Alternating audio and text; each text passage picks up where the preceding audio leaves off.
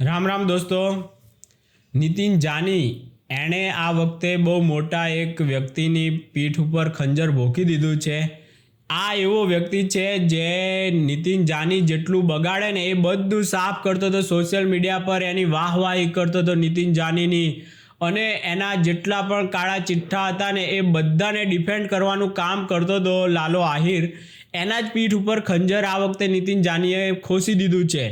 નીતિન જાનીએ આગળ બિઝનેસમાં તો પ્રોફેશનલ લાઈફમાં એણે ઘણા બધાને આવા ખંજરો ભોંકવાના એનો ઇતિહાસ રહેલો છે, સાથે એને પર્સનલ લાઈફમાં પણ એણે એવા ખંજરો ભોંક્યા છે જે એની આમ પ્રેમિકા હતી કે એની સાથે લગ્ન કરવાનો હતો એના પણ એણે તરછોડી દીધેલી હતી। આવો બધો જેનો ઇતિહાસ રહેલો છે, અને એ નીતિન જાનીના કાળા ચિઠ્ઠા કીર્તિ પટેલ જે એના બહાર પાડતી હતી, જેના કારણે આખી ગુજરાતમાં ને લોકો આખી દુનિયામાં ઓળખવા માંડ્યા કે આનો અસલી ચહેરો શું છે। આવું કીર્તિ પટેલના વિડીયો સાબિતી સાથેના જ્યારે લાઈવ થતી હતી અને આવતા જતા હતા તો એની ઉપરથી આખા ગુજરાત અચંબિત રહી ગયું કે જે વ્યક્તિ કેટલો મોટો દોડ કરે છે સમાજ સેવાનો, પણ હકીકતમાં એ વ્યક્તિ કઈ હદે છે।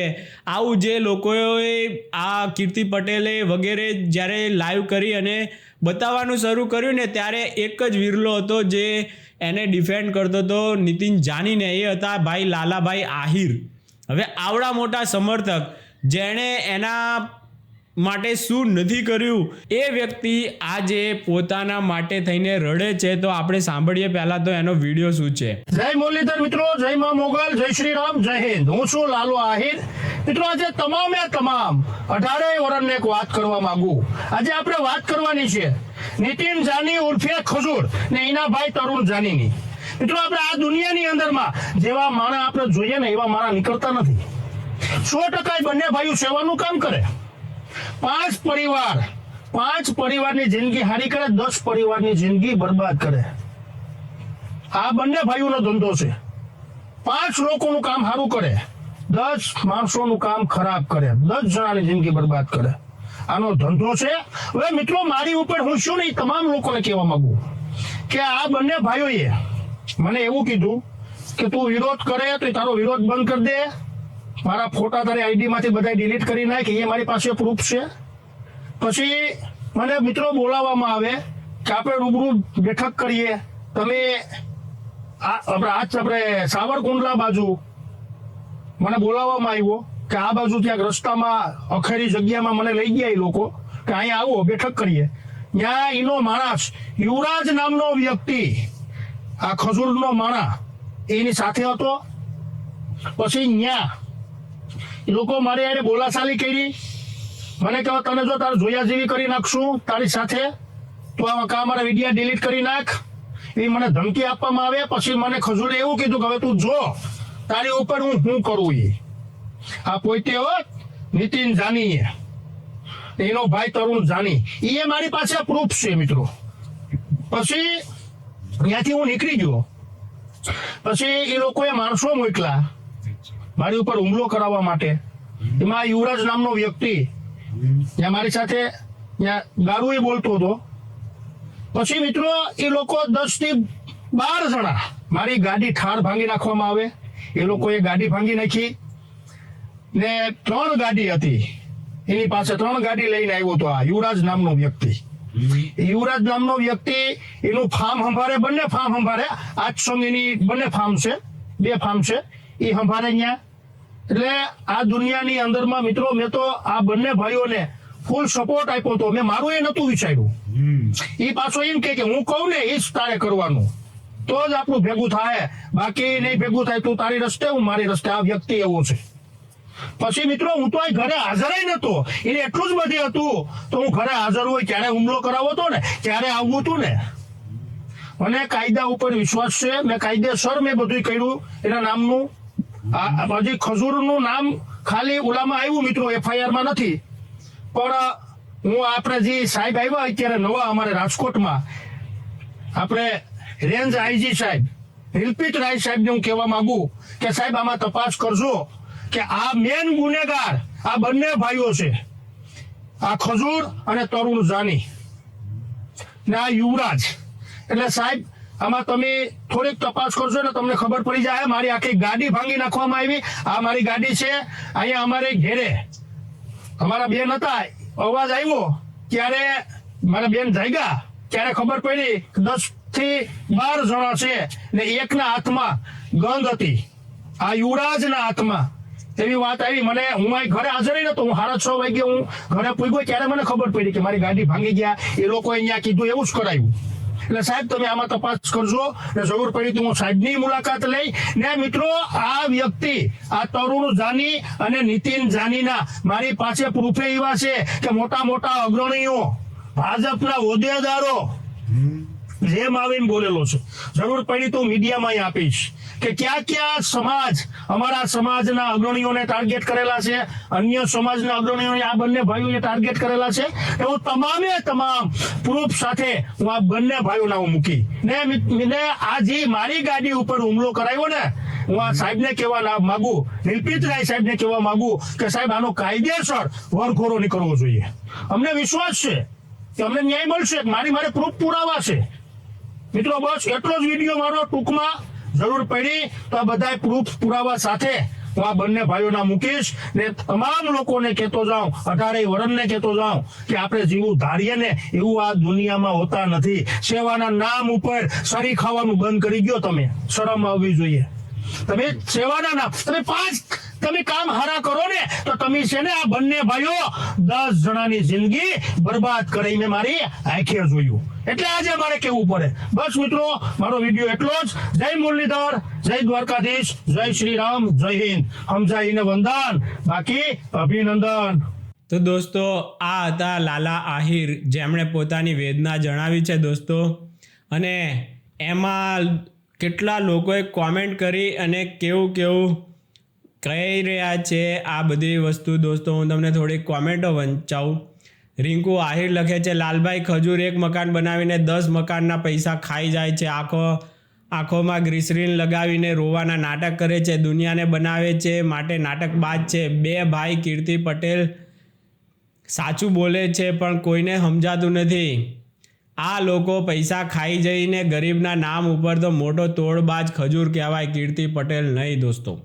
આવી બધી દોસ્તો કોમેન્ટો આવી રહી છે કે શા માટે આ લોકો આટલી હદે જાય છે. હવે એ સમજની બહાર છે. જ્યારે કીર્તિ પટેલે જે સાબિતીઓ સાથે રજૂઆત કરેલી હતી ને એમાંથી મને થોડીક યાદ છે દોસ્તો. તમને કહું ને તો આણે એની કોઈ પૂર્વ પ્રેમિકા હતી કે પછી એની સાથે લિવ ઇનમાં રહેતો હતો યા ફિર લગ્ન કરેલા હતા.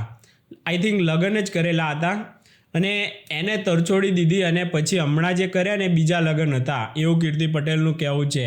અને એણે એ વખતે સાબિતી સાથે આ બધી વાત કરેલી, ભંગારના ભાવે ખજૂર ને આ તે ને એવા એપિસોડ બનાવીને રોજ વાત કરેલી દોસ્તો. કેવી રીતે કોઈના એક ભાઈનું બનાવી આપે ને બીજાનું ના બનાવી આપે ને આવી રીતે અંદરો અંદર ગામમાં પણ ડખા થાય એવી રીતના તો આ લોકોના ધંધા હતા. પ્લસ દોસ્તો આ જ્યારે આ કોમેન્ટ કરી કે એક બનાવે 10ના પૈસા લોકો પાસેથી ઉઘરાવે અને એક જ બનાવીને આપે, તો એકનો એ પાછો વિડીયો એવડા મોટા એપિસોડમાં બનાવે ને દોસ્તો, એમાંથી ડોલર કમાઈ લે ને એમાં જેટલો ખર્ચો થયો હોય એ બધો જ એને નીકળી જાય એક ઘર બનાવ્યું હોય એના વિડીયોમાંથી. તો પછી આણે કર્યું શું? બધા રૂપિયા ખાઈ ગયો એમ જ કહી શકાય દોસ્તો.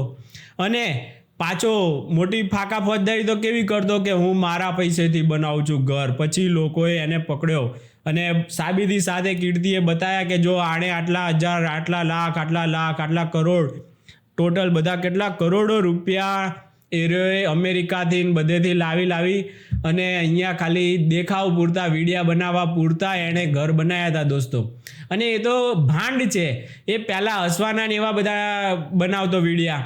પછી એને પેલા પોપટભાઈ આહિરને એમણે જે શરૂ કરી સમાજ સેવા, તો એમાં બહુ વ્યૂ આવવા માંડ્યા. તો આ ભાઈને એમ થયું કે આપણા કરતાં તો આ લાઈન સારી છે, વિડીયો બની જશે અને પાછું લોકોના રૂપિયા આવશે અલગથી. તો ભાઈએ એ શરૂ કર્યો.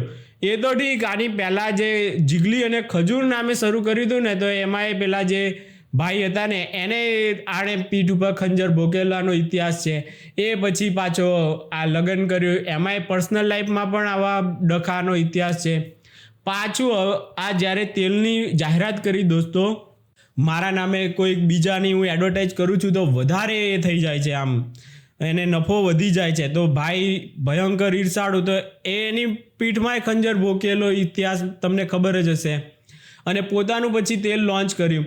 તો આવા લેભાગુ તત્વો પાસેના બ્રાન્ડની કોઈ પણ વસ્તુમાં ફસાવવું ના જોઈએ. પછી એક તો રહી જ ગયું પેલું શાહ ઇન્વેસ્ટમેન્ટ, એની એડવર્ટાઇઝ કરી દી. અને કીર્તિ પટેલનું તો કહેવું છે કે એમાંય આ પાર્ટનર પણ હતો પાછો નફામાં, તો એમાંય કેટલાય ઘલાઈ ગયા, એ લોકોના પૈસા નથી મળ્યા. તો આવું ભયંકર રીતે લોકોના ઉલ્લુ બનાવવાના ધંધાનો જે આવી રહ્યો ભાંડ ભવાઈ કરીને લોકોના આંખમાં મરચાં નાખે છે, એ તમારે હવે સમજવું જોઈએ કે આ સમાજ સેવક છે કે ભાંડ છે. આ બેમાં તમારે ફરક કરતાં શીખવું જોઈએ. ભાંડ હંમેશા ભાંડ જ રહેવાનો છે. એ તો પછી જ્યારે એની પોતાની જાત કરતાં ધાર્યું ના હોય એનાથી વધુ મળે એટલે પછી એને પાછું વધારે લાલચ જાગે ને એ પીઠ પર ખંજર ભોગતા જરાય વિચાર ના કરે. આવા માણસોને તમે 1 રૂપિયો પણ દાન કરતા હોય ને તો તમે દોસ્તો ફરીથી વિચાર કરજો. અને આવા લોકોના બ્રાન્ડની, આવા લોકો જેની એડવર્ટાઇઝ કરે ને એ વસ્તુ ક્યારેય ખરીદી અને પાપમાં નહીં પડતા, એટલું મારું તો જરૂરથી કહેવું છે દોસ્તો. બાકી કીર્તિ પટેલ એ વખતે ખોટી લાગતી હતી, તો હવે લાલો આહિર એનો જ્યારે મુકાબલો કરતો હતો ત્યારે એને ખોટી કરતો હતો. અને નીતિન જાની મહાન છે અને એ કાંઈ ખોટું નથી કરતો, એવા બધા વિડીયો ભાઈ બનાવતો હતો. આજે એના ખુદના પીઠ ઉપર ખંજર ભોકાઈ ગયું છે દોસ્તો. અને આના રિપ્લાયમાં હવે કીર્તિ પટેલે શું કીધું છે ને એ પણ તમને સંભળાવી દઉં. તેલના ડબ્બા, પસ્તી, પેપરો, ભંગારની બારોબાર ખજૂર હવે માર્કેટમાં, એટલે કે ભંગાર. હવે બધાને ખબર પડશે કે કીર્તિ બોલતી હતી ને એ સત્ય જ બોલતી હતી.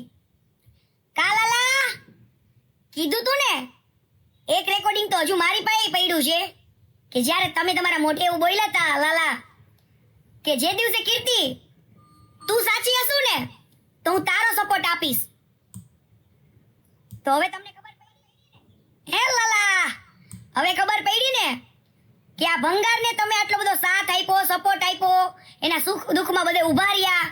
અને કીર્તિ પટેલને એના માટે થઈને ચોખી ગાળો આપી. જોકે મેં પણ સામે આપી, પણ મને એવો કોઈ હવે અમગમ નથી. પણ હવે આ ગુજરાતના આ પ્લેટફોર્મ, ઇન્સ્ટાગ્રામના પ્લેટફોર્મથી હું એક કેવા વસ્તુ માંગુ છું લાલા, એક મુલાકાત જરૂરી હે સનમ, એક મુલાકાત જરૂરી હે સનમ. હવે હું છાતી ઠોકીને કહું છું લાલા, આપણે એક મુલાકાત થઈ જાય. જો તમે દિલથી ઈચ્છતા હોય કે કીર્તિ આ તમારા તકલીફમાં સાથ આપે અને તમારી જોડે જે ખોટું કર્યું છે ખવડિયાએ, એમાં હું તમારો સાથ આપીશ, સાચા દિલથી આપીશ. ભલે આપણે કદાચ જે કર્યું ઈ તમે મને એના સપોર્ટમાં ઉતરા અને જે બોલી ગયા હોય, મારા પેટમાં તો કઈ પાપ હવે રાખવું નથી. પણ લાલા એક મુલાકાત તો કરવાની થાય હો વાલા. મારે જાણવું છે હવે આ ખવડિયાનું કે કીર્તિ પટેલ બોલી હતી સત્ય જ છે ને. લાલા તું જ બોલ્યો તો ને કે કીર્તિ તું જેથી સાચી હશું ને તેથી તારો સપોર્ટ આપીશ. તો હવે હું આ પ્લેટફોર્મના માધ્યમથી પૂછું છું કે લાલા આપીશ આ કીર્તિનો સપોર્ટ આ દાનચોરને બહાર પાડવામાં? તો બોલો, થઈ જાય? એક મુલાકાત જરૂરી હે લાલા. આ લાલા હું આપીશ સાથ. એને જે તમારા ઉપર ખોટી રીતના વાર કર્યો છે ને એ વારનો જવાબ તમે મને મળો અને બધું મને કયો શું હતું ને શું નતું. મળવું હોય તો પરાણે નહીં, વિચારી લેજો. જય માતાજી, હર હર મહાદેવ મહાદેવ. તો હવે જોઈએ આગળ શું આવે છે એના કાંડ બધા. અત્યાર સુધી તો ઘણા બધા આવી ગયા, એના કારણે ઘણી બધી એની જે અસલી ચહેરો હતો એ લોકોને આખી દુનિયાભર, અમેરિકા બધે રહેતા લોકોને સમજાઈ ગયો છે અને દેખાઈ ગયો છે. એટલે ધ્યાન રાખજો દોસ્તો, કોઈ ભાંડને રૂપિયા આપો છો કે તમે કોઈ સમાજ સેવકને આપો છો એ ખાસ જોજો. હવે પછી ક્યારેય પણ કોઈને દાન કરો તો એ જોવું જરૂરી છે કે કોને દાન કરવું, એ પાત્ર છે કે નહીં. તમારું તો પછી એમાં ખરાબ પણ થઈ જાય, એ વાપરી દે એના એસો આરામમાં. એટલે એવા દાનના રૂપિયાથી જો ખરાબ રસ્તે વાપર્યા હોય ને તો તમને જ આવનારા ટાઈમમાં દુઃખ પડતું જ હોય છે. એટલે પાત્ર જોઈને દાન કરવું શાસ્ત્રોમાં લખેલું છે. આ હું કંઈ મારા ઘરની વાત નથી કરતો દોસ્તો. એટલે હવે જોઈએ આગળ. પણ લાલો આહિર આજે એક વિડીયો મૂકેલી હતી એણે કે એના જે કીર્તિ પટેલના ગુરુ છે એમને મળવા આજે ગયો છે, એટલે લગભગ આવનારા ટાઈમમાં નવી તમને દોસ્તો વ્યૂહરચના જોવા મળશે અને નીતિન જાની એની અસલી પોલપટ્ટી હજુ પણ નવી કદાચ બહાર આવી શકે એવી શક્યતાઓ ખરી દોસ્તો. ચાલો દોસ્તો, આ હતો નવો વિડીયો જે લાલો આહિર, કીર્તિ પટેલ, નીતિન જાની, આ લોકોના જે નીતિન જાનીનો પ્યાદો હતો એ હવે એનો દુશ્મન થઈ ગયો છે. તો આવનારા ટાઈમમાં શું થાય છે નવું એ જોવા જેવું હશે. ચાલો દોસ્તો, રામ રામ.